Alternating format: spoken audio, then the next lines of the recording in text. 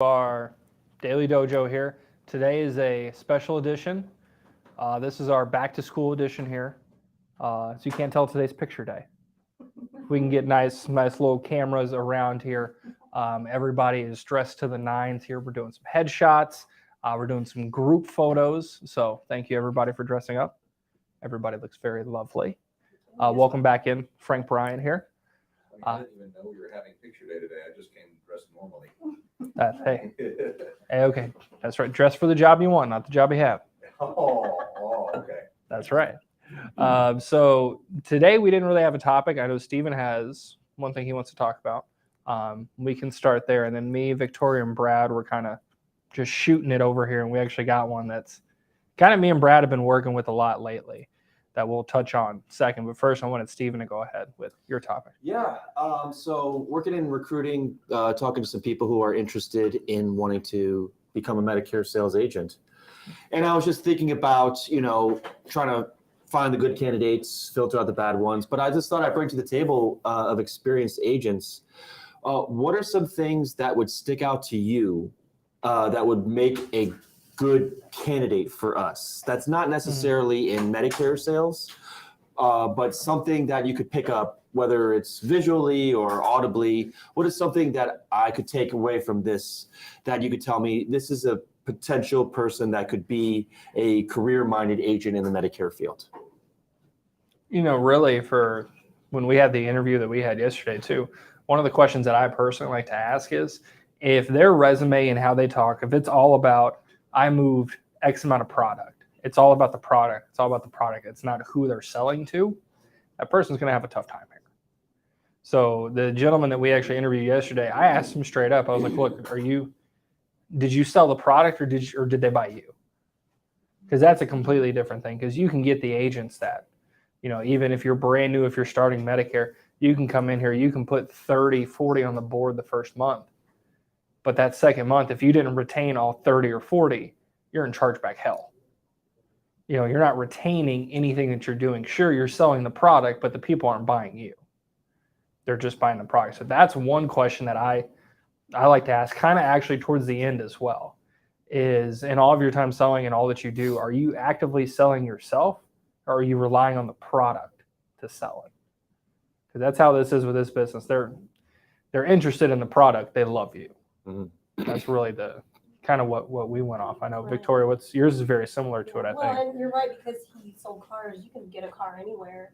And he totally understood the concept of, they have to buy you as a person and like you and buy from you because they like you. So, yeah, I thought that was a really important one. One that was important to me was just being upfront as far as letting know, hey, look, this is commission only. And basically you're holding your own self accountable for your own either success or failure. And can you handle that? Because that's it, there's no squeaking by and flying under the radar. If you do well, you're going to be paid accordingly. And if you don't put in the effort or learn the material, you won't. And that was important because I think a lot of previous agents and also in most job types, there's the cushion of the hourly or the base pay. And I think that's important to know right off the bat. And that didn't scare him one bit. And luckily he had been really experienced with that. Mm-hmm. Mm-hmm. There's a paradigm shift in this base versus commission mindset. People are noticing that their value is getting devalued when they work at these jobs. They're like, I don't know if you've been reading or, being on LinkedIn at all, but there's this term that's called quiet quitting. Oh, I read an article about this. Have you been seeing this new buzzword that's coming up? Yeah. The guy posted a clip about it, but I've been reading a lot about how it's very toxic in the workplace. And there's two schools of thought. I'm not going to go over the schools of thought, but it's just fascinating to hear that that's a term now, is that people are feeling like, oh, I'm not quiet quitting, I'm doing my job. But on the other side, it's like, I am so devalued at this company that I'm just going to float under the radar and make my minimum amount and not care about what happens to me. And it's like, man, this is your job. Like, why do you want to continue to live your life like this? Why don't you work for a place that is scary at first because you're like, I don't have the optics of what it's going to look like on these leads. I'm new to Medicare, so it's going to take me some time. But it's like the opportunity, like your value is going to be so appreciated because everything you sell is going to be completely you. I think with it too, the article that I was reading, it was really funny because it was a guy who was in his 60s who wrote the article about it. And it was quiet quitting. I think there's like 2 or 3 other like keywords for it. I can't think of what the other ones are. But they're basically saying like, look, it's like these people have no work ethic. They have no pride in themselves, and just going down the list. And then somebody replied back and they were like, well, remember back to when you were working. If you were just an hourly position and you were capped at 40 hours for what you make, would you work 60 hours? No, you wouldn't.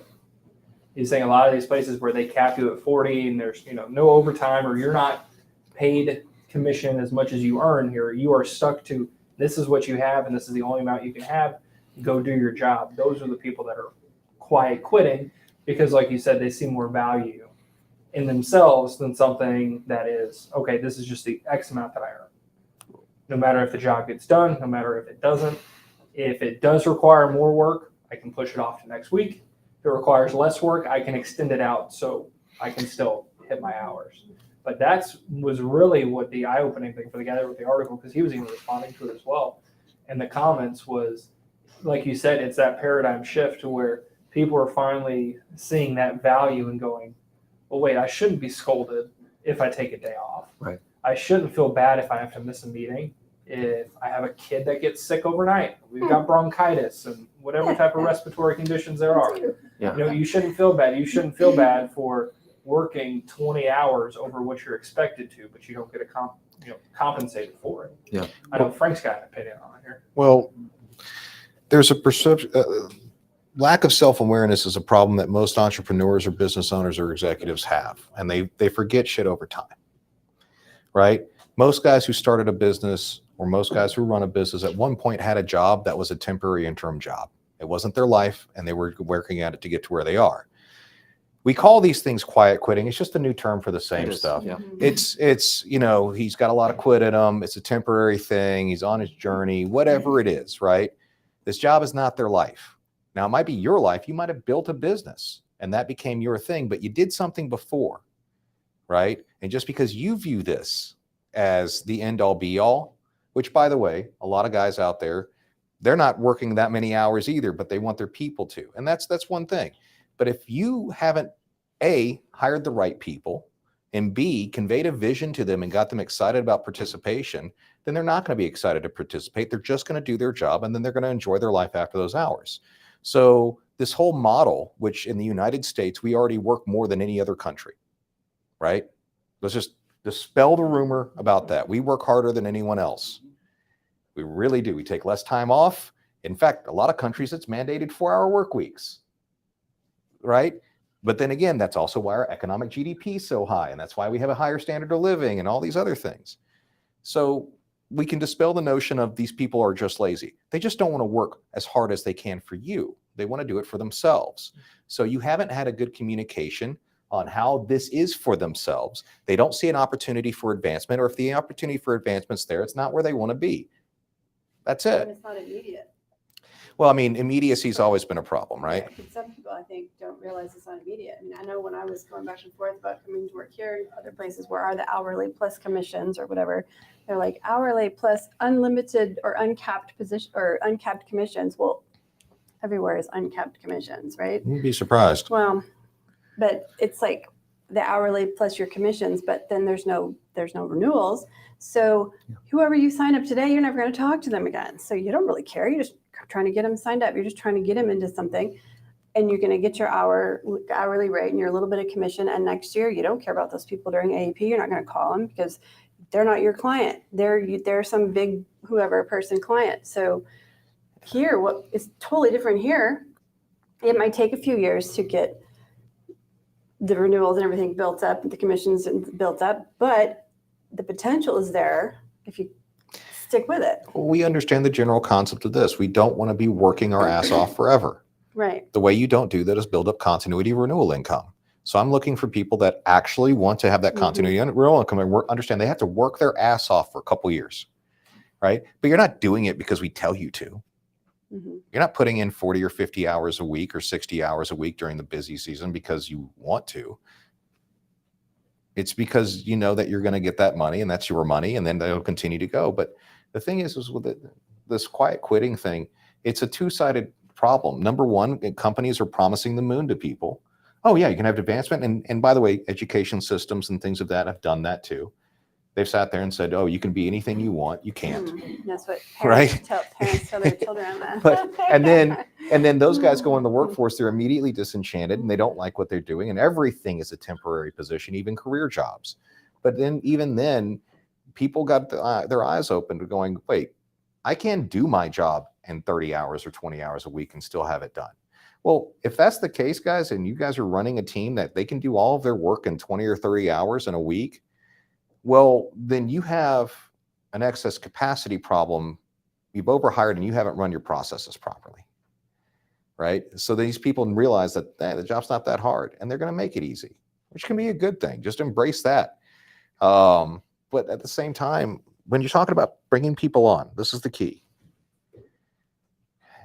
You want to have someone that's self-interest, but when they talk about what they did versus who they sold or what they sold or the people, that's one thing. But realistically, I mean, the simplest thing in the world to look at first, especially if you're doing a video call, are they excited or at least pretending very well to be excited to be seeing you? You're literally offering them an opportunity to make money. And if they are coming on and you see this, hi, how's it going? Then you know that's what they're going to bring to the clients. Yeah. Right? Mhm. Can you convey some energy and excitement about being here present with me? If you can't do that with me while I'm interviewing you, then why am I even going to try to put you on the floor where you do it with someone in Tulsa, Oklahoma? Yeah. You Makes know, sense. that's like step one. And the rest you can go from there. I love seeing people that are accomplishment oriented. I did this. I accomplished this. That's great.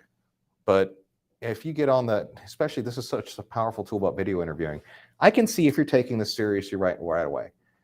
And I can also see other things. I mean, when I say excitement, not like, I mean, actually be able to convey, like if you met this person face to face, you would, oh, that's a pretty cool person. I like hang out with them again. Right.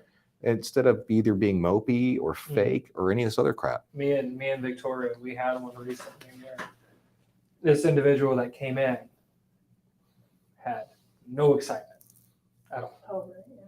It was just very kind of in the moment. You know, they chatted a little bit. They didn't really act like or feel like, I know we felt like they couldn't have a conversation. Oh, she's gonna doze off. Yeah, she's like she was going to fall asleep here. And it goes back to what we talked about a few weeks ago when we were talking about, you know, opening phone conversations. Because the interview, you're selling yourself is what you're doing. That's exactly it. That's exactly what you're doing. You're selling yourself. We're selling the company. We're selling us. They're selling them. If they're not interesting, we're not going to be interested. Mm-hmm. And if we're not interesting, they're not going to be interested. Yeah. So like when we were talking to the gentleman yesterday, that's what we were bringing up a lot is look, you know, this is a commission job here. That's just what it is for you to prepare for it. But that also means that you have your own route that you can pick. So this is just your beginning. This is just your foot in the door to get all of your fundamentals down, to get everything taken care of, to get your licenses, to get your appointments, to get you all the training that you need, get everything in place. But then eventually, if that means 6 months, a year down the road, you want to start Victoria Lewis Insurance, you absolutely can. You have that option, but it's up to you to decide which route you want to go. Do you want to break off? Do you want to be an outside agent? Do you want to come in the office, but you don't want to have a team underneath you? Do you want to be a mentor? You know, all these different options we were explaining to him, and that's what he really appreciated, because it wasn't like we're promising career advancement Right. or management training or whatever. It's like, no, here's your 3 routes. There's nothing more than the 3 routes you can do. Mm-hmm. And when the time comes, you get to pick your route. But for now, you got to be in the office 8 to 5. We have to do the training. You have to do studying outside of what we do on the floor. Mm-hmm. And you have to be active in everything that we do. because in that way you're fully going to learn. But he appreciated. Oh yeah, the hell out of absolutely. that. I think, we didn't write any checks our behinds couldn't cash, and I don't think he did either. Mhm. He was a very chill, laid back, calm person, yet you could tell he had life experience, work experience. He was a go-getter, and he just understood that he needed to do what he needed to do, and we were both very straightforward with each other. I think we all appreciated that, and that's, I think, what sold him on us and us on him.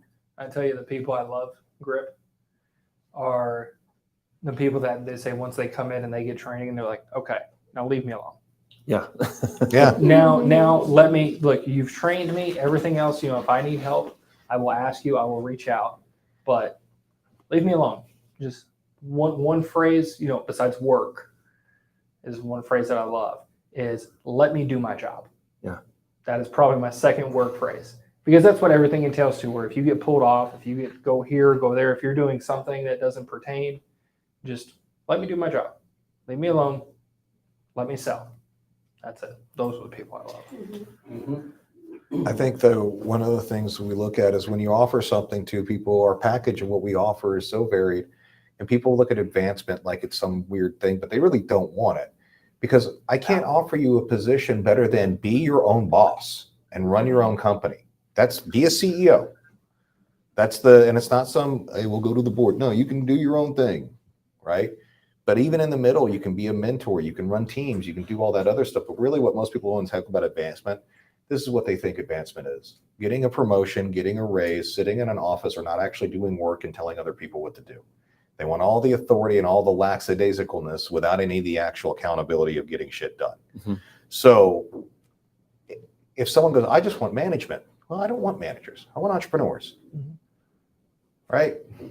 And that's why management has never been attractive to me, because it's just an adult babysitter with a title and maybe a little more money, quite a bit more responsibility over people I have no control over acquiring. Right. It's a bad deal to me. Well, and you shouldn't be bringing on people you have to babysit. Mm-hmm. I mean, and then my pay increases or bonuses are dependent on these people that I didn't ask for in the first place. No, thank you. that's why we make sure that you guys go through and you interview people. I mean, that's the key on it. I think we got off topic though. What else That's do you okay. need to know? No, on I was going to switch topics, but kind of stay in the same realm here. There's also a lot of articles, and I was listening to a podcast the other day about this, about the resurgence of coming into the office versus remote. Everyone's like, oh, remote. I get to work from home. Companies are saving money because they don't have to provide, services and facilities. But there's something missing about productivity being in the workplace, working with people that are challenging you and supporting you to do well your job. And there's nothing better than this type of place that you need that support and you need that utility with your colleagues to help you with any type of call or whatever it is. But I was fascinated with, people are like, oh yeah, remote because childcare or whatever reason, but it's also like, why do I still not enjoy my job? Like I enjoy being at home. I enjoy the convenience of the remote position, but I'm liking my job less and less. And that's because, we are creatures of community. We need to be around people to support each other, to see each other's faces. And therefore, people are like, I want to find a job now that it's not that necessarily it's remote, but I can wake up in the morning and I can enjoy my job. I enjoy going to work.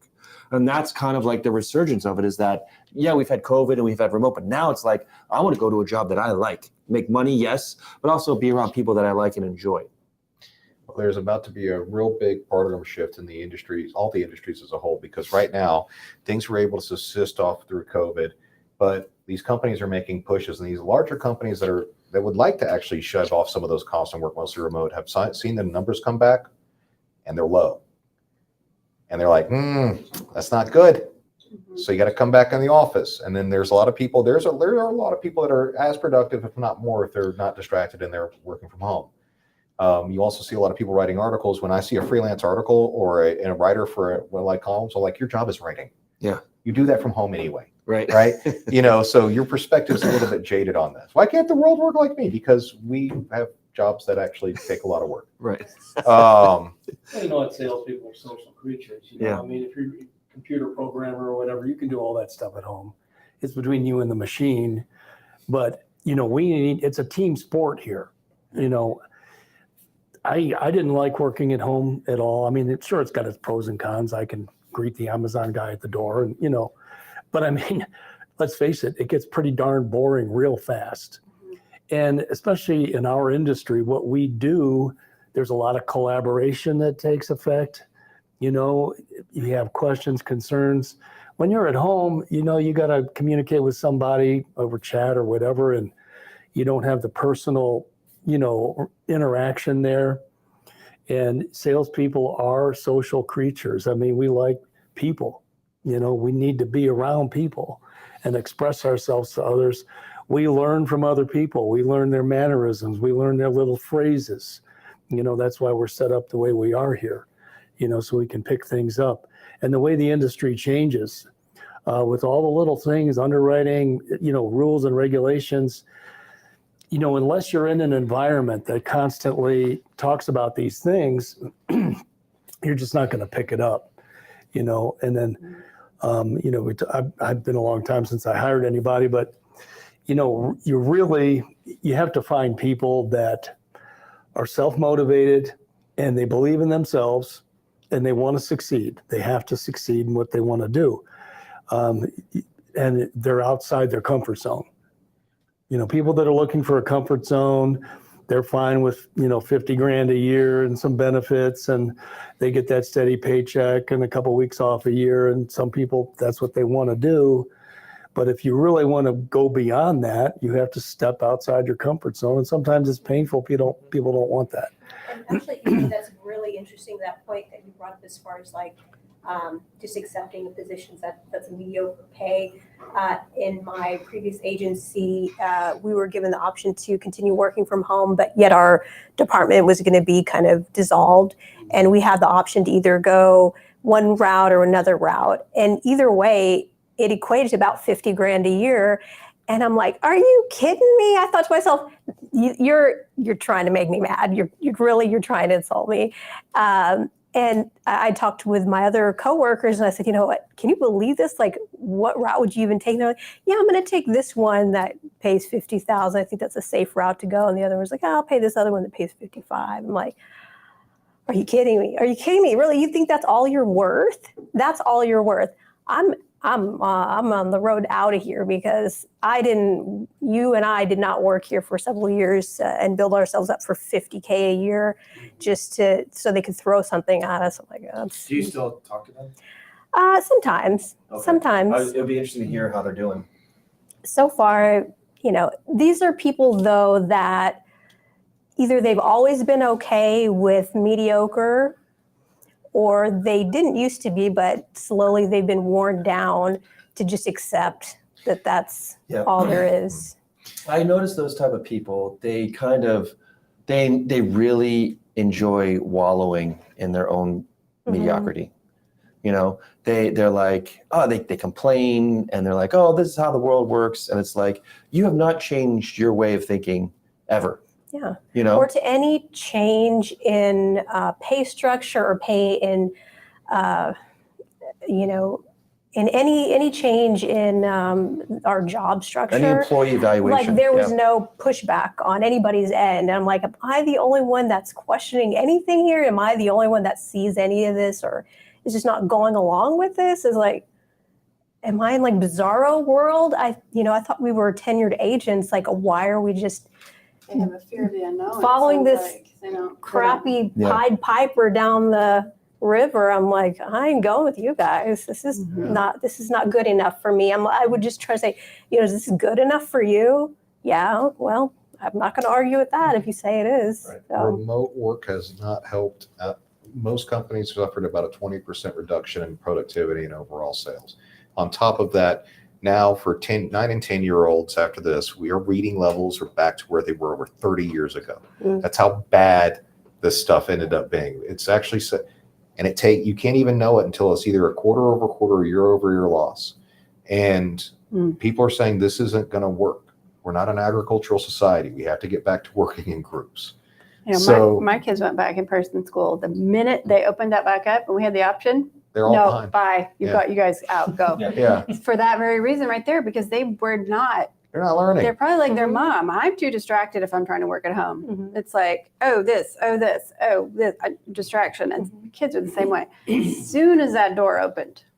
Yeah. Yeah. But Bye. I'm not a teacher. I'm not good at that Me stuff. So I'm neither. like, you know, Well, I feel sorry for you The guys teachers aren't I good can at help it you. either. The I mean- teachers aren't good at it either. These guys are having No. Zoom calls and everything else. So, I mean, I find it really Better weird than that me. people are still pushing, no, I really want to work from home. Well, I'm telling you, man, you've been looking for work from home for 2.5 years now, and it's still out there, and none of those jobs are going to be good enough for you. So, what do you want? I mean, it's nice to have the option if you need to do it here and there. Absolutely. But Mhm. it's, for me to do it every day, long term, I won't do it. You know what I love to work from home from? A guy wants to call 8 o'clock at night Mhm. or on a Saturday. That's great. You fire it up, you can work from home, you know.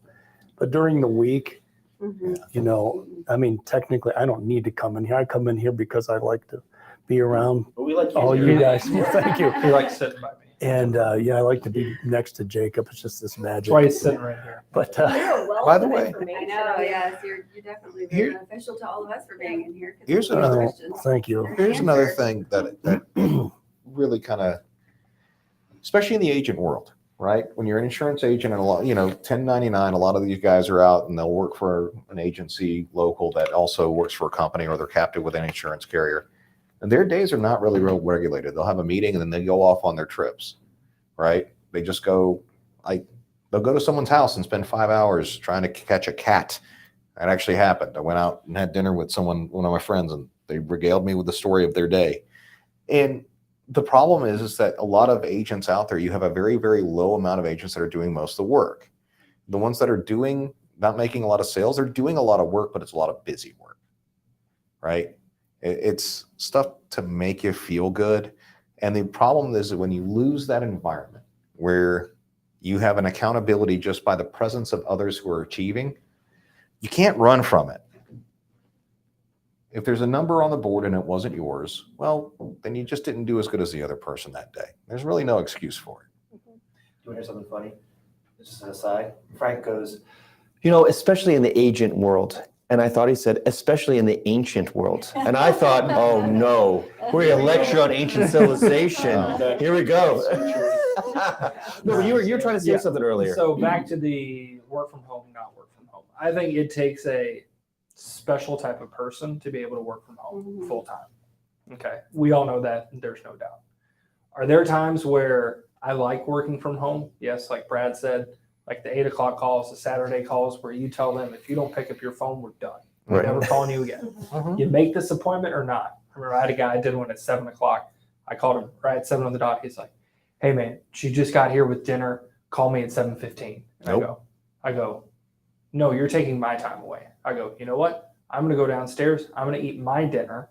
I'm going to sit in front of my desk from 7:15 until 7:16. And in between that 1 minute, if I don't get a phone call, I'm closing my phone out. You said that to him? He Oh, called me hey, at you gotta 7. eat He too. called me I at mean- 7:15 and 5 seconds. Nice. But Michelle hated it because we were on the phone for like 2 hours. Right. But I got him like 3 policies. But for me, if I have to have something that is very creative, so kind of like the story I told you yesterday where the lady was losing her coverage in 3 days and was talking to just multiple people. That's when I was kind of happy to be at home in the office by myself because I could just spread my sheets out and say, okay, I have to contact this person about this. I have to contact this person. And then I'm like, in my head, I'm like, okay, Advantage plan. No, we're switching over to plan G. Go grab a piece of paper, draw a line down the middle, like doing all of this here. Because just like you said, we can get easily distracted. Stuff like that, that's very complicated. I prefer kind of being, okay, well, my own. That's why if you guys see me with the wireless headset, if I ever walk in that back office, it's because I don't even know what I'm going to do. Usually when we talk about underwriting stuff, we'll try standard 2 here. This is what it is. Or like the call I had yesterday, that was your sister's friend. Mhm. And they have Advantage plans, but they live in 2 different zip codes for the entire year. and their plan doesn't have travel accommodations, but he was recently hospitalized, and they were just asking every question. I was like, okay, I got to go sit by myself for a second. So I think there are some people that can do it from home. I think full-time is really hard to do if you're an agent and you want to put up numbers or numbies. You know, you want to put some numbies on the board, you got to get your butt here, because nothing will motivate people quicker than losing. Especially in front of people. Losing in front of people. Yeah. It's humiliating. You know Yeah. who gets pissed when I sell a lot? Victoria, Me. Brad. Brad Jenkins. Well, Thanks, Brian. He gets pissed. He does. I get pissed when he puts 5 or 6 up a day. So I'm like, what the hell, man? Save some for the rest of us here. But It's in good spirits. it's in good spirits, but Yeah. you need that. It's that motivation. That's why the people that kind of, when they're in a rut and they sulk, the one thing that I hate is when people don't ask for help. We have so many resources here for everybody. I probably ask you 3 questions a day. You and me yesterday were talking about the zip code lady for like 30 minutes, trying to find a loophole. Yeah, we really missed you. We needed a loophole. I'll talk to you later about it. Deal. To get them a supplemental plan. But it's that you don't get that working from home. I mean, when I started here, that was right before COVID hit. I was in here for like 3 months or so, and then COVID hit. And then we go home. And I remember like the first few days, I was just so confused on my own. Yeah. So I was like, what is going on? And then finally I started piecing it together, and I got a groove. And it was a groove. And it was a groove. And it was 10 to 15 a week. And it was just keep going, keep going, keep going. But then when you're at home, you don't have that momentum like you do here. Like you slap up 2 in the morning and you're like, we'll just kind of It'll cook. take a little longer for lunch today. You know, yeah, take an hour, hour and a half. You know, take a nice little 30-minute walk, maybe do some laundry, take the dogs outside, play for a little bit. You know, it's not the same. When you're here and it's 2 in the morning, you go, well, I still got 4 hours left. 2 in the morning, 2 in the Or afternoon. 4 in the, sorry, yeah. Whenever it's noon and you already got 2 on the board. But that's just how it is in person. So really, that's why when we were telling the guy here too, it's like, look, you know, you can pick your own path, but for now, you got to play our game if you want to learn the right way. And that right way is here between really 7:45 and 5:15. If you're going to be serious about it, because that means at 8:01, you are ready to pick the phone up and call somebody. You've had your coffee, you went to the bathroom, you're got everything settled, you're logged in, you're ready to rock and roll at 8:01. I don't like the people that roll in at 8:05, 8:10, then take an hour and they got to talk or they got to do research on something. They don't pick the phone up till 9. You know, that's something somebody at home would do because you can justify that time because there's no one around you. So if you're working from home and you can't hold yourself accountable, you're never going to succeed. It really comes down to how motivated are you Mhm. and what motivates you. You know, I mean, you have your own self-esteem you have to deal with as a person. And I was out alone on the street, my first sales job. I worked in a warehouse when I was a kid. You know, got thrown into sales and the guy shows up, the manager dumps about 5 boxes of crap in my living room from the last salesman that didn't make it. Oh, there you go. And I was out there trying to sell chemicals and water treatment and all this other stuff. I had no idea what I was doing. And it was treacherous. I mean, I was beating myself up. You know, my self-esteem went down the tube because I wasn't selling anything. I had nobody to help me, you know. And at some point, it's got to click. You know, what's motivating you to succeed? What is going to make you learn the things that you need to learn, you know? And end of the day, you got to deal with yourself. You know, you're accountable to yourself and your spouse, whoever else you, or your family, or your boss, you know, for that matter. But really, in sales, it's you that you're accountable to. And if you lose, why did you lose? I mean, losing is not necessarily a bad thing. It's a call to learn and adjust and improve. You know, we're not perfect all the time. We're always going to make mistakes. We're going to lose deals. Why did we lose the deal? What did I do wrong? You have to reevaluate, learn, move on so that doesn't happen again. Conversely, you win a sale. What did I do there? Why did I get that sale? What was my mindset? You know, what was going on between my two ears when I made that sale? Why am I having a good day? Why did I sell 5 today? Why didn't I sell anything yesterday? You know, constantly evaluating. You know, you're your own manager, really. I mean, it really comes down to. But Actually, let me kind of bounce off that right there where you talked about the spouses and stuff. And I've told Frank this since the day I started. So Oh, now you have. now I have, yeah, as the official marriage guy here. Absolutely, Okay, yes. After 7, hey, 4 days going on 5. Okay. It's like a 12-step program. Exactly. I'm taking pictures like a kindergartner first day of school every day. Yeah. I'm just going to make an album and then give it to her on the anniversary. This is the downward slope. This is the videos where it's the same picture and they just slowly get sadder. They slowly, yes. Look. you sell anything? But yeah, so Oh my it's God. she works from home. When COVID hit, she was working from home. She used to go into the office in the middle of Austin or so. When COVID hit, they all started working from home. Now she goes in 1 day a week on Tuesday. Okay. If I had to work in that same office with her across, we would not be here at all. Because for her, she's not very sociable. She can be when she wants to be, but if she wants to put the effort in, she'll be sociable. But for her, I can't tell you how many times coming home from here, 6 hours on the phone, I get down before I can even put my keys down.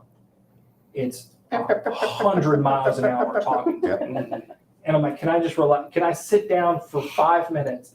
And she goes, well, I haven't talked to anybody today. Well, I haven't seen anybody today. Can we go to Target? I'm like, what do you need from Target? She goes, nothing. I just want to get out of the house. I'm like, if that was me, I would be like, that is.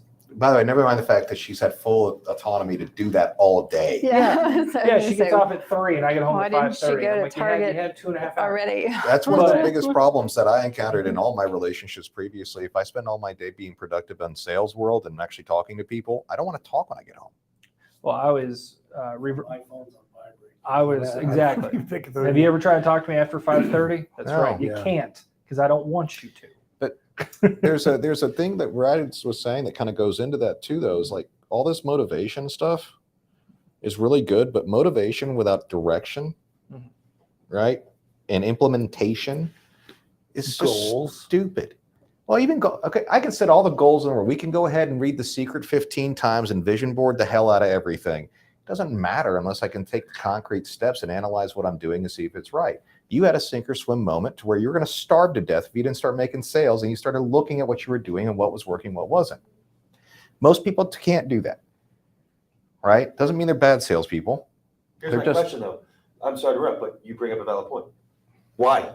Are they afraid? Is it individualized? Like, what is the reason why they can't do it? Because there's a defense mechanism. Because most people cannot take an actual look at their own stuff. They always are stuck in a position where they have to justify what they do instead of actually analyzing and changing what they do. So this is why self-help groups and AA and stuff is you have to give over your ability to actually make decisions because then you don't have to justify what's going on. Mm-hmm. So if we have this issue right now where most human beings, whether they can sell well or not, whether they have the talent or potential or not, are not going to sit there and go, I am really bad at this. I need to get better. And here are the steps. That didn't work. That didn't work. Yeah. That self-actualization, that self-analysis doesn't exist for most people. And it never will because you're going against a lot of human biology. So what ends up happening is that if you're not in an environment where someone else comes in and goes, hey man, you're messing up. Let me go ahead and help you. That's what it does. Now the good ones will take that and go. Yeah. And then that'll be the next thing.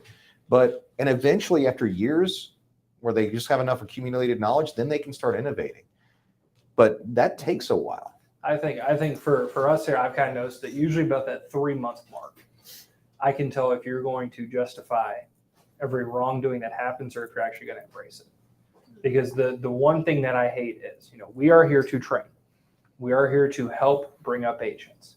With that being said, I'm not here to hold your hand every phone call. Mm-hmm. I'm not here to show you where to click. I'm not here to do everything for you and you become reliant on me. There comes my job is to let you do your job and like go back to your job Ex- as quick as possible. Exactly. If I'm closing a deal that you set for me and you're on your phone or you're playing or you're not paying attention to the phone call, When it comes time for you to close, you're not going to know anything. You're not going to know how to do it because you took it for granted that, okay, yeah, it's going to Frank. He's going to close it. That's fine. I don't have to listen. I don't have to see what he does. It's just going to be closed, and I'm going to do the Until the application. day where I throw your notepad in the trash or do something where I'm like, Until no. the day you have to do it. But it's those people. This We're kind of not goes doing back that. to the World's recruiting. greatest hire. The recruiting as well too. If, like I said, give me 3 months and I can tell who's actually going to make it a while, because those are the people that say, look, I'm struggling with this. It doesn't even take And- 3 months. And I'm saying for it to fully set in Yeah. for you can see, but for them to go, I'm struggling with this. I need help with this. I need you to help me with this certain thing. And it's not anything, and it's not the underwriting. It's not how to do the applications. It's not how to do any of that. It's people that are getting hung up on, people that can't start a conversation.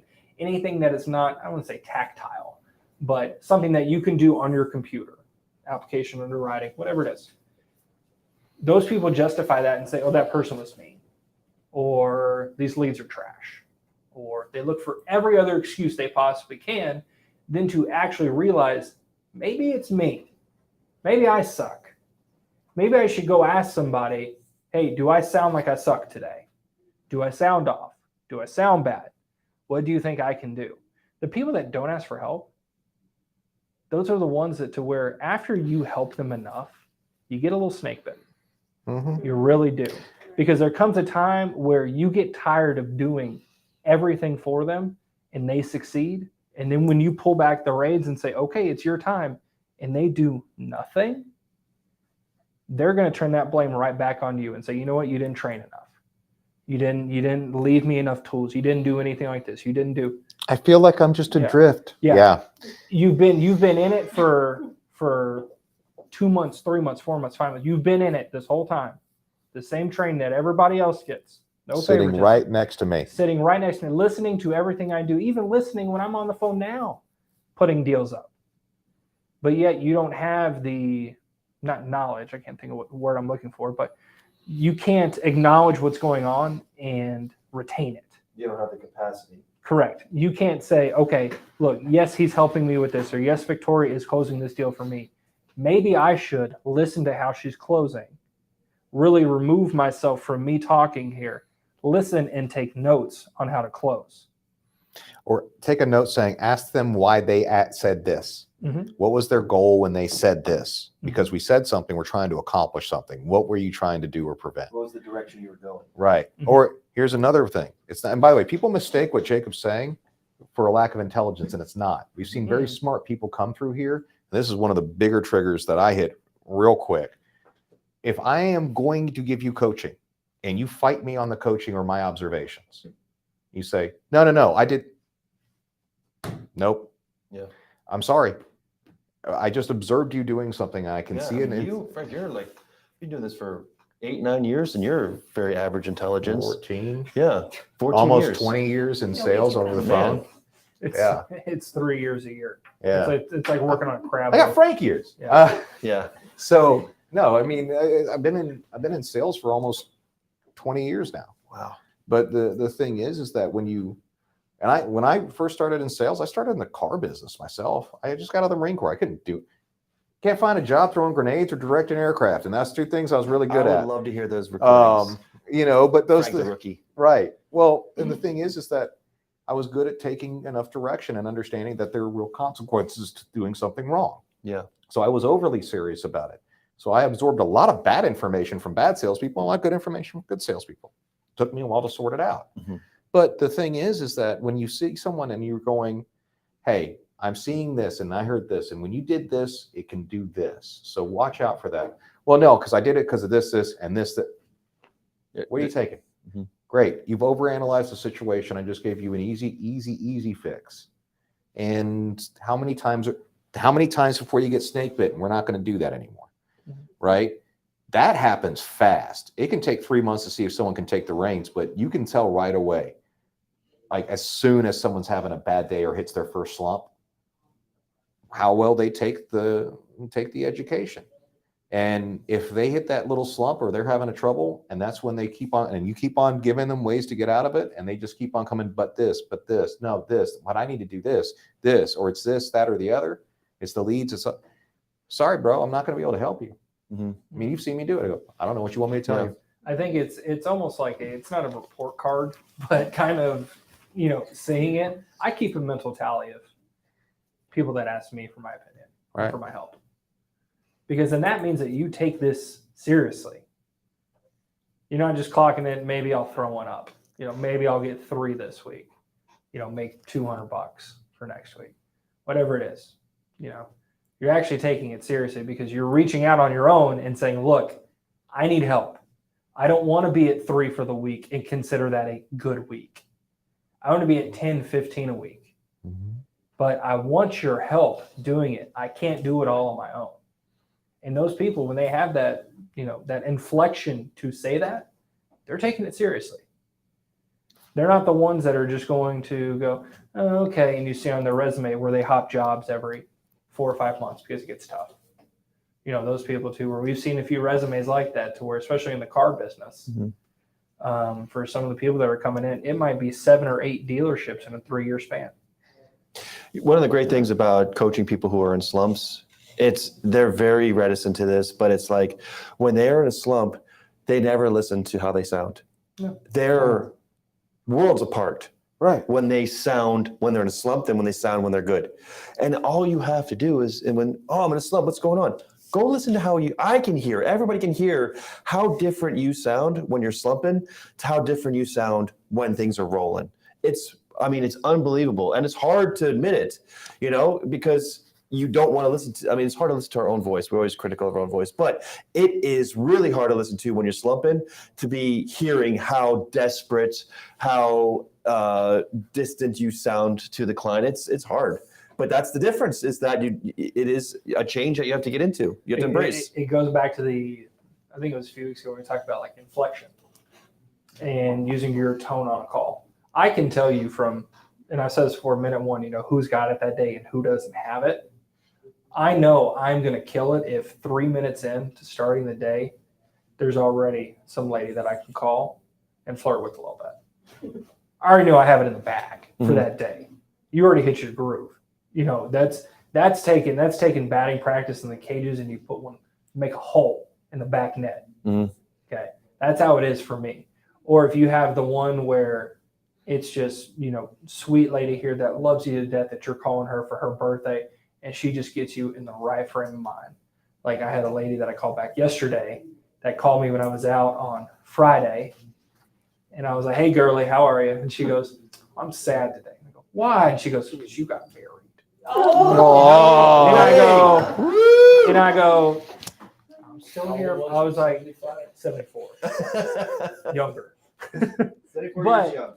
But I knew from that minute of the day, that lady threw the biggest smile on me. It just made you feel good. And from there, I was like, I don't even care if I help her or not. She just made me feel hot. I'm a hot commodity here. And we started talking about how she was going to make me like a pecan pie if she got approved and stuff like that. I'm like, yeah, go ahead, send it in the mail. It's like, I'll drive and come pick it up. I don't care. But from there, having that sense, I can tell in my voice too. To where if I get too serious, if you start off with, hey, just want to wish you happy birthday. Okay, thanks. Have a great one. Or I am your agent. Quit hanging up on me. Stuff like that. But if you can actually stop and smile and have fun with it, you're going to have fun the rest of the day. If you're getting hanged up on constantly doing T65, so that's probably something that's going on with your voice and your tone. Switch it up. Don't even say Medicare, whatever it is.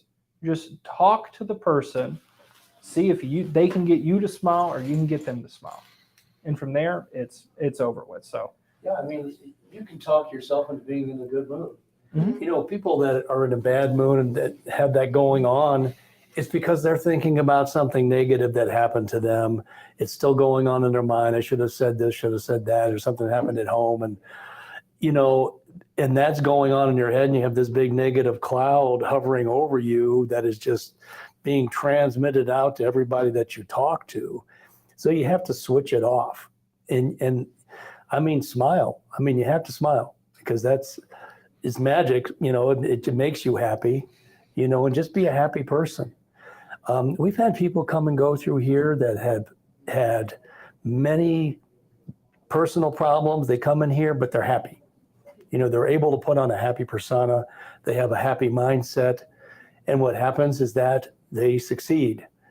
You really, I've talked about this so many times, but you really have to listen to yourself and monitor yourself. If you get negative and start listening to bad things, or you're hanging out with, parking lot people, smokers club out there, and it's great in here, but you go out there and everything's, sky's falling, this person sucks, and you hear so-and-so what he did, you got to get yourself out of that mode and just stay positive, stay happy.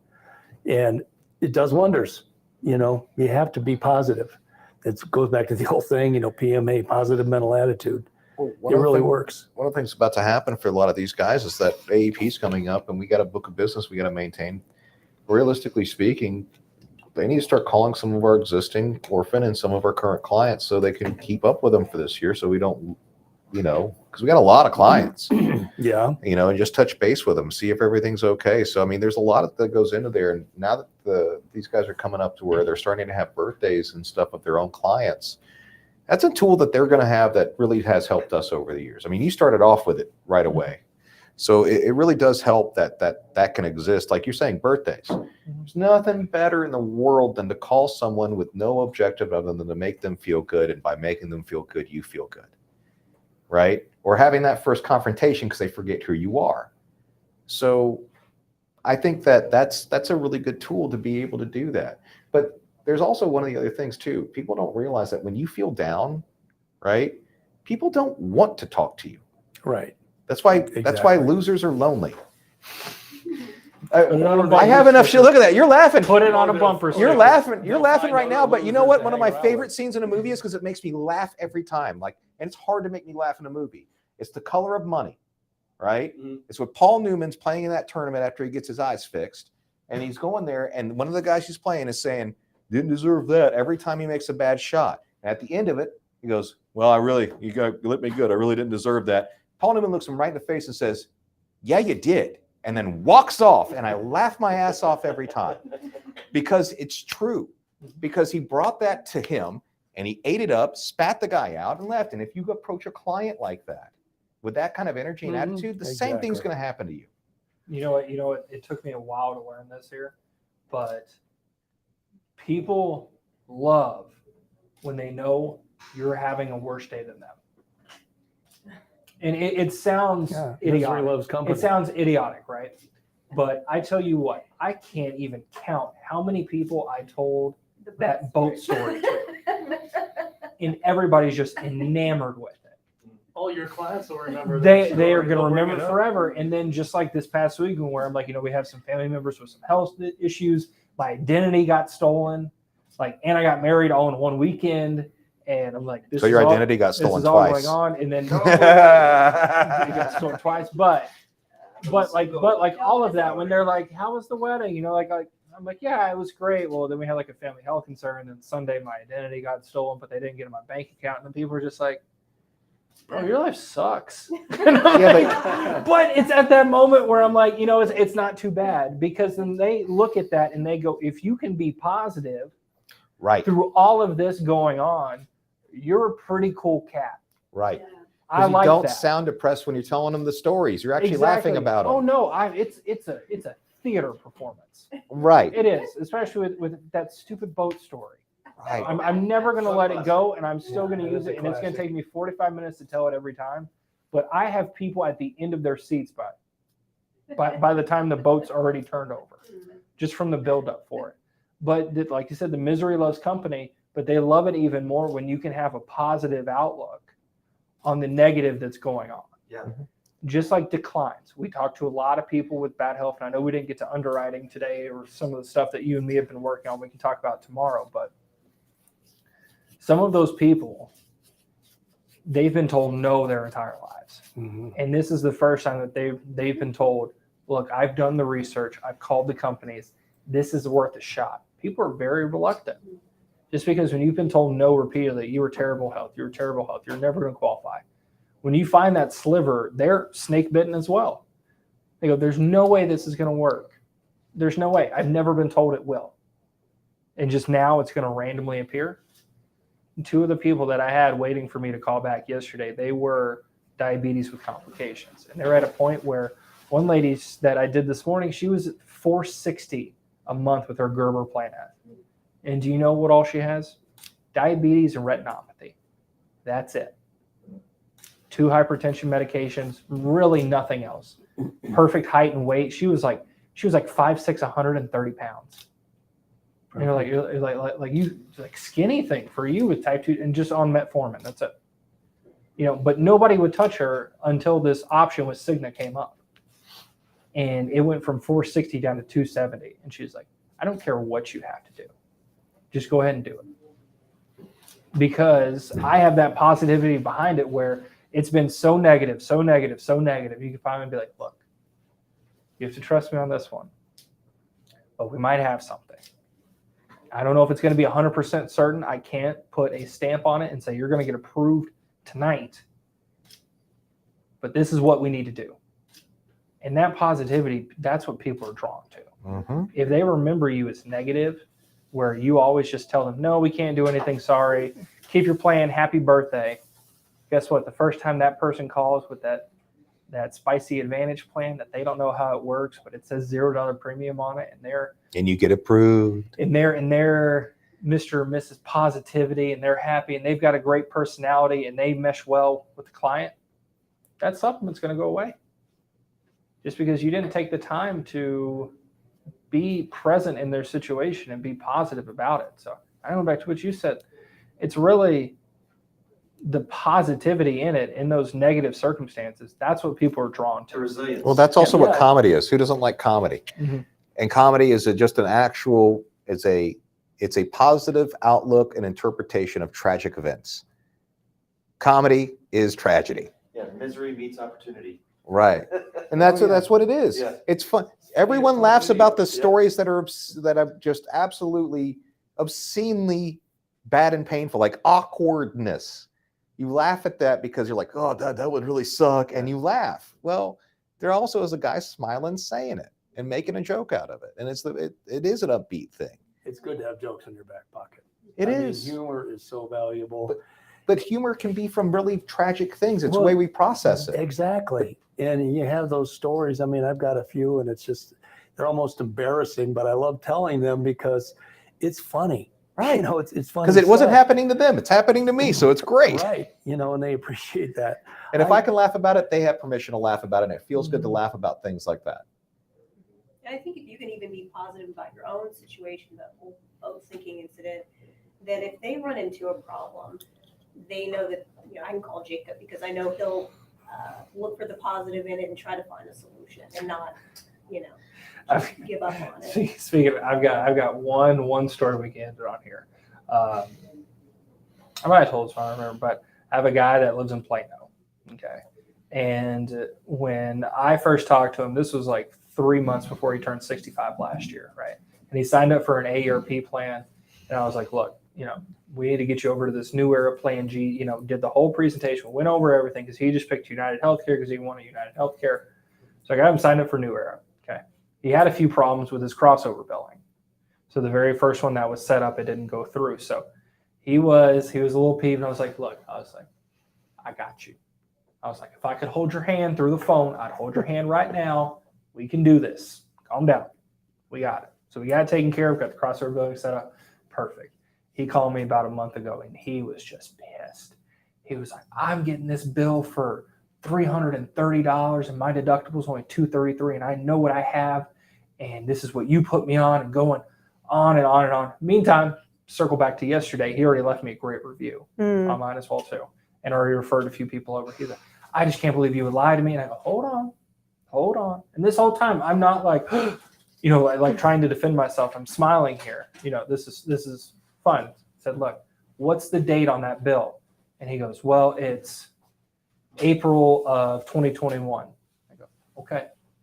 And when did you start your plan G? And he goes, that was July 1st last year. I go, And I was quiet, and he goes, "Oh my God, Mhm. I'm the worst human on earth." And at that point, I was like, "Buddy, Happens. if I could give you a hug right now, I would give you a hug. It's okay," because I would see red too. And he apologized to me for like 5 minutes. He made me get Andrew back on the phone So you so apologize to he could Andrew. apologize to Andrew Yeah. for how upset he was. Like, he was ashamed, but in the whole time, I'm like, don't be. Because here's the positivity in all of this. You did the exact thing that I told you to do. You have a problem, you called me. We figured it out. Go ahead and pay it. You're good to go. If you see anything else, let me know. But seeing that positivity in it, I could have went super defensive. You could have got angry with it, saying, "I didn't lie to you. We have the phone call recorded, blah, blah, blah." It's no. That wasn't even his issue at all. He was just confused. But boy, did he feel bad when I had to tell him, like, "Look, that was before I ever helped you. Like, I'm so sorry that this is happening to you. I can see what I can do to help, but it's not anything with your current plan." And I couldn't see him, but he was red in the face. I'm positive. No, we all do. Just We're for friends. how bad he felt. But being able to go, "No, you're doing the right thing. You had an issue and you called about it. You're doing everything you should be doing. I'm not mad at you." I did the one where it's like what's the mom thing? It's like, "I'm not mad, I'm just disappointed." Right. I was like, "I'm not mad, I'm not disappointed. I actually love this, that you immediately thought about me and called me." And you gave him the knowledge of what is my coverage, and I got billed for more than that, so something is not right. And he, Mhm. did what you told him to You do. guys did the right thing. I mean, a lot of people, they won't take the call. Tell them I'm busy. I'll call them back and blow it off. You have to take your lumps, things like I love those calls because I get a lot of them because I handle a lot of clients and handle a lot of the customer service stuff. But, and when you can figure something out for the client the way you did it, I mean, they appreciate that so much. I mean, they'll be your client for life, and I've helped people. I've been on the phone for 2 hours with the insurance company trying to get things sorted out and bounced around with stupid stuff. But you get it fixed for them. I mean, that's what our job is. We got paid a commission for a reason. It's not just make the sale and then you're done with it. This is a service industry. It's insurance. When they have problems, that's who they're going to call or should call. And, that's what keeps the train rolling. Yeah. I don't want to get off on the underwriting topic because that's we'll talk that's about a that tomorrow deal, I but- think for now that was we're already 5 minutes that was a after. great one. Yep. So we'll wrap it up here. So thank you everybody for watching. We have to go take our annual school pictures here. So For the yearbook. I'm sure we'll have the what's that little sheet that you get with all the Yeah. 4x6s and I don't know. I was just in picture frame hell setting up for that wedding. So y'all have a great day. Thank you for tuning in and go sell something. Kill